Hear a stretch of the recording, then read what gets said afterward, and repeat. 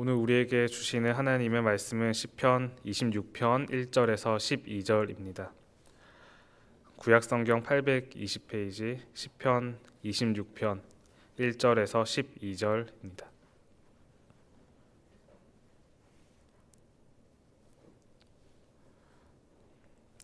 한 절씩 교독하겠습니다. 내가 나의 완전함에 행하여 싸우며 흔들리지 아니하고 여호와를 의지하여 싸우니 여호와여 나를 판단하소서. 여호와여 나를 살피시고 시험하사 내 뜻과 내 양심을 단련하소서. 주의 인자하심이 내 목전에 있나이다. 내가 주의 진리 중에 행하여 허망한 사람과 같이 앉지 아니하여 싸우니 간사한 자와 동행하지도 아니하리이다. 내가 행악자의 집회를 미워하오니 악한 자와 같이 앉지 아니하리이다. 여호와여 내가 무죄함으로 손을 씻고 주의 제단에 두루 다니며 감사의 소리를 들려주고 주의 기이한 모든 일을 말하리이다. 여호와여 내가 주께서 계신 집과 주의 영광이 머무는 곳을 사랑하오니 내 영혼을 죄인과 함께 내 생명을 살인자와 함께 거두지 마소서. 그들의 손에 사악함이 있고 그들의 오른손에 뇌물이 가득하오나 나는 나의 완전함에 행하오리니 나를 속량하시고 내게 은혜를 베푸소서. 내 발이 평탄한 데에 섰사오니 무리 가운데에서 여호와를 송축하리이다. 아멘. 오늘 읽은 시편 26편 1절은 내가 나의 완전함에 행하여 싸우며 라는 다윗의 고백으로 시작됩니다.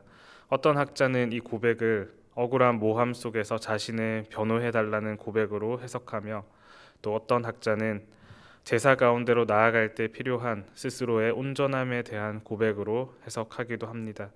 확실한 정황이 나와 있지 않아 알 수 없지만 시인은 자신의 온전함에 대한 열망을 노래하고 있습니다. 늘 그렇듯이 다윗이 스스로를 의인으로 말하는 듯한 이 표현들은 우리를 고민하게 만듭니다. 하지만 이 표현이 다윗의 교만을 보여주는 것은 확실히 아닐 것입니다. 왜냐하면 이어지는 절들을 보아도 3절에 주의 인자하심을 따른다는 표현이나 11절에 나를 속량하시고 내게 은혜를 베푸소서라는 표현은 교만과 대비되기 때문입니다. 스스로 구원할 수 있는 완전한 의인이라고 생각했다면 하나님의 속량이나 구원이 필요하지 않았을 것입니다. 더군다나 다윗은 스스로 의롭다고 생각한 사람이 아니었습니다. 그는 하나님 앞에 끔찍한 범죄를 저질렀지만 빠르게 회개한 사람입니다. 우리가 익히 아는 그 끔찍한 범죄 이전에도 스스로 죄인이라는 자각을 충분히 가졌을 것입니다. 그만큼 그는 위선에 빠져 있거나 자만에 빠진 사람이 아니었습니다.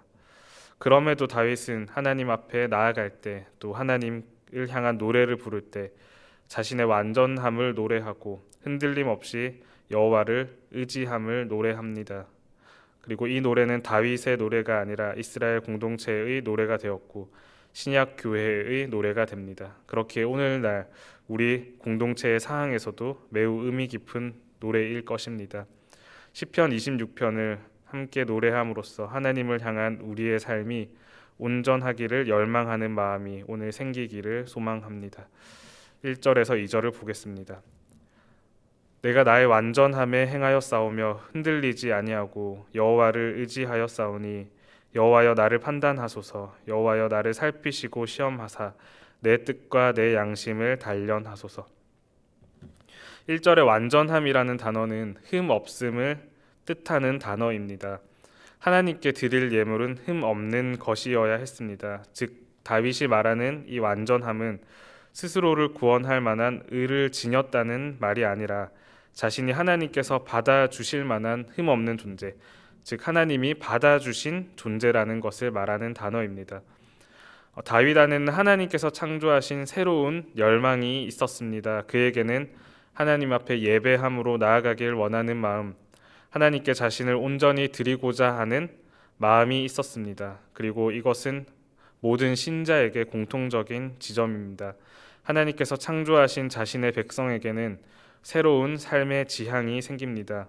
전에는 삶이 죽음과 죄를 향해 나아갔다면 이제는 생명을 향해서 영원한 것을 향해서 나아가고자 하는 새로운 지향이 생기는 것입니다. 때론 실수하고 넘어지더라도 그 방향에는 변함이 없습니다. 하나님의 법을 즐거워하는 속사람을 하나님께서 새롭게 창조하셨기 때문입니다. 다윗은 그것을 가지고 하나님 앞으로 나아갑니다. 그가 끔찍한 죄인이었는지 모릅니다. 하지만 지금 그에게는 하나님이 자신을 받아주셨다는 확신과 그러한 하나님을 의뢰함이 분명히 있습니다.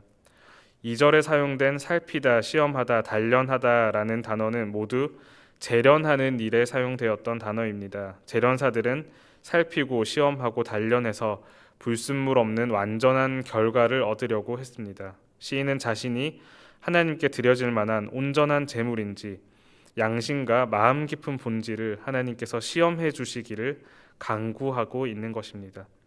하나님께 자신이 온전히 드려지길 원하는 이 시인의 강렬한 열망을 다시 한번 생각해 보길 원합니다.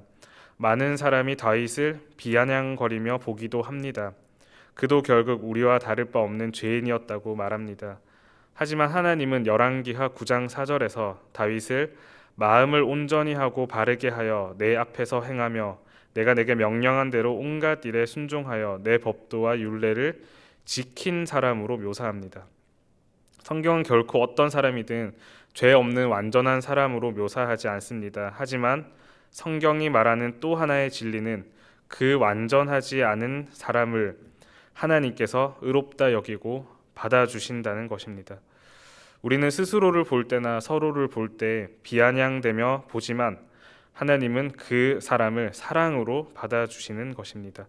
그렇기에 우리는 더욱 담대하게 하나님께 나아갈 수 있으며 하나님께 온전히 드려지고자 하는 열망을 지속할 수 있습니다. 사실 이러한 신자를 향한 비아냥은 다윗에게서만 멈추지 않습니다. 오늘날도 마찬가지로 서로를 향해, 교회들을 향해, 의로움이라고 하는 가치를 향해, 윤리와 도덕 그리고 바른 신앙을 향해 비아냥대는 사람들로 넘쳐납니다. 하나님을 향한 열망, 의와 온전함을 향한 열망을 품는 것보다 저 사람도 별 수 없는 사람이구나 하는 비웃음을 가지는 것이 더 편하기 때문인지 모르겠습니다. 바라지도 않고 상처받지도 않는 것이 쿨하게 여겨지는 시대입니다. 하지만 비아냥의 결국은 영적 무능력과 도덕적 무력감뿐입니다. 반복되는 죄악은 우리를 지치게 만들고 의로움과 완전함을 소망하지 못하는 마음은 우리를 주저앉게 만듭니다. 온전함을 향한 소망이 진정으로 아무 의미 없는 것이라면 나를 본받으라 라고 말했던 바울의 겉면도 아무 의미 없을 것이며 우리는 어떤 방향을 향해 나아가야 할지 가늠조차 할 수 없게 될 것입니다. 그렇기에 오히려 우리는 그와 반대로 움직여야 합니다. 나 자신을 바라보아서는 아무것도 꿈꿀 수 없는 무력감이 지배할 때에도 다시금 우리를 받아주신 하나님을 기억하며 일어나야 합니다. 우리를 흠없다 여겨주시고 받을 만하다고 여겨주신 그 하나님 안에서 우리는 다시금 일어나서 온전하게 우리 삶이 받아들여지기를 열망해야 합니다. 3절을 보겠습니다. 주의 인자하심이 내 목전에 있나이다. 내가 주의 진리 중에 행하여. 다윗은 자신의 목전에 주의 인자하심이 있다고 합니다. 그가 하나님께 나아갈 근거는 바로 하나님의 은혜와 자비, 하나님의 인내하심입니다. 그 은혜가 다윗 안에 새로운 삶의 지향을 창조했습니다. 하나님의 은혜가 다윗을 잡았습니다. 그리고 다윗은 은혜에 잡힌 바 되었기 때문에 진리 중에 행합니다. 진리 중에 행하는 소극적인 방법이 4절에서 5절까지 소개됩니다. 허망한 사람과 같이 앉지 아니하였사오니 간사한 자와 동행하지도 아니하리이다. 내가 행악자의 집회를 미워하오니 악한 자와 같이 앉지 아니하리이다. 진리 중에 행하는 소극적인 방법은 악한 자와 같이 앉지 아니하는 것입니다. 허망함은 망령됨 혹은 무익한 것을 말합니다. 진리를 따르지 않는 자는 세속적 가치관을 따라 무익한 것을 쫓는 사람입니다. 헛된 욕망에 자신의 시간을 내어주는 사람입니다. 간사함은 위선적인 사람을 말합니다. 위선은 자기 마음 깊은 곳의 죄악을 보지 못하게 만들어 하나님의 인자를 의지하지 못하게 만듭니다. 시인이 진리를 쫓는 소극적인 방법은 이러한 허망한 사람, 위선적인 사람들과 함께하지 않는 것이었습니다. 하나님의 인자하심으로 새로운 삶의 지향이 생긴 사람은 당연하게도 허망한 것을 좇는 사람 또한 간사한 사람과 함께 할 수 없습니다. 왜냐하면 말 그대로 삶의 방향이 다르기 때문입니다. 우리 또한 새로운 삶의 지향을 얻었다면 당연히 허망하고 간사한 사람들의 삶의 방향과는 반대로 가야 할 것입니다. 이제 6절에서 7절에 말하는 진리를 따라 행하는 시인의 적극적인 방법을 살펴보겠습니다. 6절에서 7절입니다. 여호와여, 내가 무죄함으로 손을 씻고 주의 제단에 두루 다니며 감사의 소리를 들려주고 주의 기이한 모든 일을 말하리이다. 진리를 따르기 위한 시인의 적극적인 방법은 주의 임재하심이 있는 곳으로 나아가는 것입니다. 깨끗한 손은 제사 가운데로 나아가는 자의 내적인 정결함을 상징했습니다. 제단은 하나님의 임재와 자비의 상징이었습니다. 그것을 두루 다니며 감사의 소리와 주의 기이한 일을 말했다는 것은 하나님이 베풀어 주시는 자비 아래에서 하나님의 임재를 찬양했다는 것을 말합니다. 새로운 삶의 지향이 찾아온 사람은 즉 죄 죽임과 은혜 살림의 방법으로 진리를 따랐습니다. 행악자들과 함께하는 일은 사실 너무나도 우리에게 익숙하고 편안한 일입니다. 그들과 함께하는 기쁨은 금방 휘발된다는 것을 우리가 알지라도 익숙함은 거부하기 힘든 유혹입니다. 하지만 그것이 익숙하고 좋아 보일지라도 여전한 우리 안의 죄성을 죽이는 것이 진리를 따르는 일입니다. 마찬가지로 그 반대편에서 하나님과의 교제에 머무는 것, 예배함으로 하나님께 나아가는 것이 또한 진리를 따르는 길입니다. 하나님께서 우리 안에 시작하신 일 가운데 끝까지 머무는 것, 이를 위해서 죄를 죽이고 은혜를 살려 나아가는 것이 바로 진리를 따르는 길입니다. 이제 8절에서 11절을 보겠습니다. 여호와여, 내가 주께서 계신 집과 주의 영광이 머무는 곳을 사랑하오니 내 영혼을 죄인과 함께 내 생명을 살인자와 함께 거두지 마소서. 그들의 손에 사악함이 있고 그들의 오른손에 뇌물이 가득하오나 나는 나의 완전함에 행하오리니 나를 속량하시고 내게 은혜를 베푸소서. 8절에서 11절까지는 이제까지 했던 시인의 진술을 다시 한번 반복합니다. 시인은 결코 함께할 수 없는 두 가지 삶의 방향을 나열하며 자신은 사악함과 뇌물이 가득한 자와 함께하지 않고 주의 영광이 머무는 곳에 함께하겠다고 말합니다.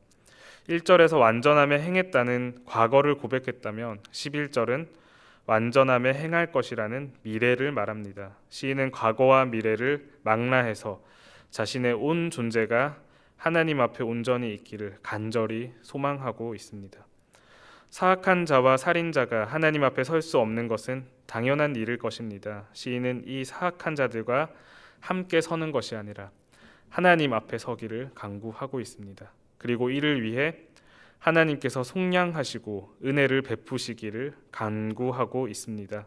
그렇지 않으면 언제든 넘어지고 다시금 죄로 돌아가는 것이 인간이기 때문입니다. 죄 죽임과 은혜 살림의 일도 결국 하나님의 인자하심에 달린 일이며 반대로 하나님의 인자하심이 있을 때에 우리는 다시금 결단하고 진리의 삶으로 나아갈 수 있습니다. 혹자는 하나님께서 은혜를 베푸셨다는 사실이 우리의 영적인 무능력과 도덕적 무능을 조장하는 것이 아니냐고 말합니다. 하지만 반대입니다. 하나님의 은혜는 진리를 따르는 삶을 살겠다는 열망을 만들어냅니다. 오늘의 시인처럼 비록 끔찍한 죄를 지었던 적이 있을지라도 하나님께서 그 안에 새로운 일을 시작하신다면 이전의 모든 죄악된 길을 뒤로하고 진리의 길을 사모할 수 있는 것입니다.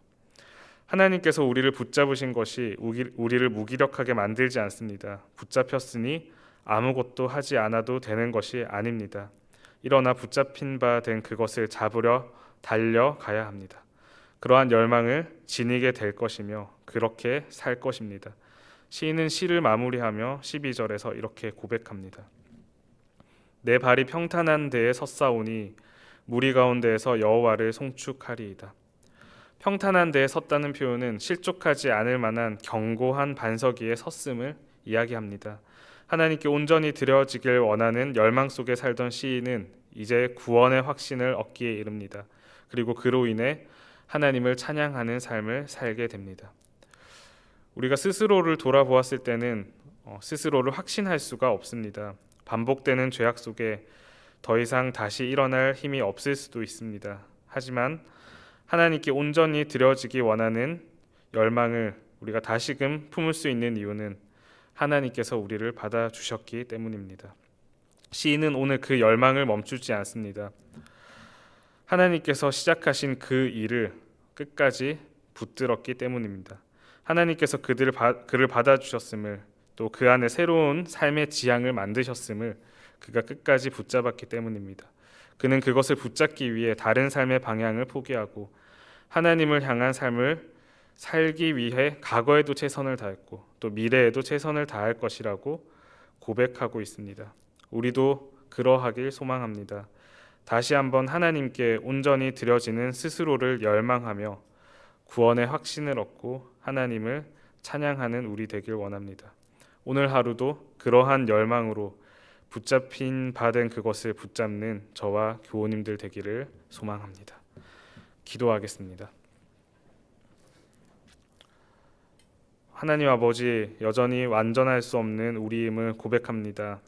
하지만 우리의 주인이신 예수 그리스도께서 우리를 위해 완전한 삶을 사셨고 완전한 사랑으로 우리를 대신해 죽으시고 사셨습니다. 그 사랑과 은혜를 의지하여 다시금 하나님 앞으로 나아갑니다. 우리를 흠없는 제물로 여기고 받아주신 그 은혜를 의지하여 실제의 우리 삶이 하나님께 드려질 만한 의로운 것이 되기를 열망합니다. 죄 죽임과 은혜 살림의 삶으로 나아가는 우리를 끝까지 붙들어 주옵소서. 그렇게 잡힌 바 된 그것을 잡으려고 나아가는 우리가 구원의 확신과 기쁨을 얻는 오늘 하루 되도록 인도하옵소서. 예수님의 이름으로 기도드립니다.